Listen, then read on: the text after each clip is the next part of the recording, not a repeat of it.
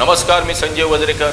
आगळी वेगळी घटना पाहणार आहोत आणि ही घटना तुम्ही ऐकल्यानंतर तुम्हाला एक शॉक बसल्यासारखं होईल. आजची तारीख आहे 11 जुलै.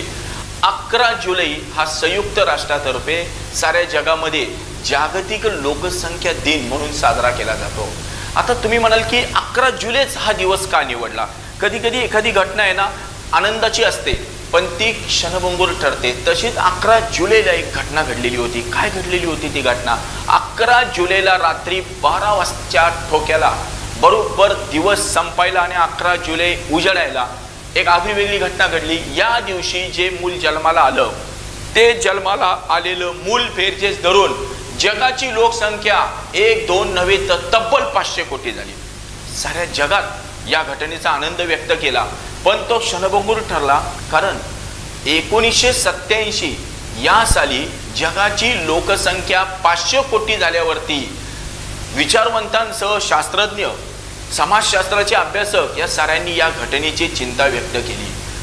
500 कोटी लोकसंख्या झाली ही 1987 ची आकडेवारी आहे. दिवसेंदिवस याच्यामध्ये वाढ होत गेलेली आहे. आज मितीला जगाची लोकसंख्या 7 अब्ज म्हणजे 700 कोटी इतकी झालेली आहे. या ठिकाणी मला हाच तुम्हाला सवाल करायचा आहे की लोकसंख्या वाढत चाललेली आहे परंतु नैसर्गिक साधन संपत्ती जशी लोकसंख्या वाढते तशी वाढत नाहीये. उलट लोकसंख्या वाढते आणि नैसर्गिक साधन संपत्ती दिवसेंदिवस कमी होत चाललेली आहे. याचा आपण गांभीर्याने विचार केला पाहिजे. लोकसंख्या वाढीची अनेक कारणे.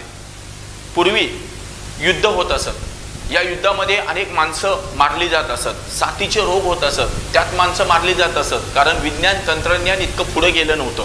परंतु आजकाल मोठमोठी युद्ध होत नाहीत. अर्थात ही चांगलीच घटना आहे, त्यात काही वादच नाहीये. परंतु त्यामुळे मृत्यूदराचं प्रमाण घटलेले आहे. त्याचबरोबर साथीचे रोग, इतर काही आजार याच्यावर अशी काही औषधं निघालेली आहेत की माणसाचं आयुष्य दिवसेंदिवस वाढत चाललेले आहे.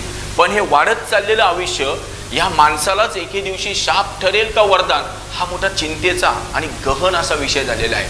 आजच्या मितीला आपण आपल्या देशाबद्दल विचार करायचा झाला तर आज आपण जगामध्ये नंबर 2च्या क्रमांकावर आहोत. चीन जवळजवळ 150 कोटीच्या पुढे गेलेला आहे आणि भारत 135 कोटीच्या आसपास आपली आजची लोकसंख्या आहे. लोकसंख्या वाढीची अनेक कारणे आहेत.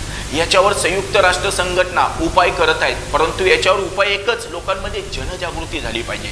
अजूनही काही देशांमध्ये काही असं काही एक मनामध्ये बिंबवलेलं आहे की नाही आमच्या धर्माची लोकसंख्या वाढली पाहिजे आणि त्यामुळे ही मुलं म्हणजे भगवंताची देण आहेत असं समजून लोकसंख्या वाढीला खतपाणी घालतात. फ्रान्स सारख्या देशामध्ये जास्त मुलं जन्माला घालणाऱ्या मातेचा सन्मान केला जातो.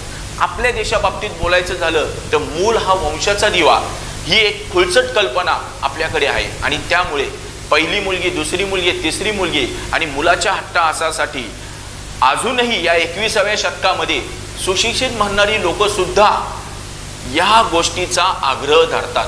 हे जर प्रमाण असंच चालू राहिलं तर मला असं वाटतं की 11 जुलै 1987 या दिवशी जगाची लोकसंख्या 500 कोटी झाली. तो दिवस दूर नाहीये की आपल्या एकट्या देशाची लोकसंख्या भविष्यात 500 कोटी न हो. आणि जर हे असंच झालं तर माणूसच माणसाला एक दिवस खायला उठेल. विद्यार्थी मित्रांनो, जगाची लोकसंख्या झपाट्याने वाढत आहे. 1800 साली ती 1 अब्ज होती. तज्ज्ञांचा असा अंदाज आहे की या शतकाच्या अखेरीस ती म्हणजे 2100च्या आसपास ती 19 अब्ज होईल.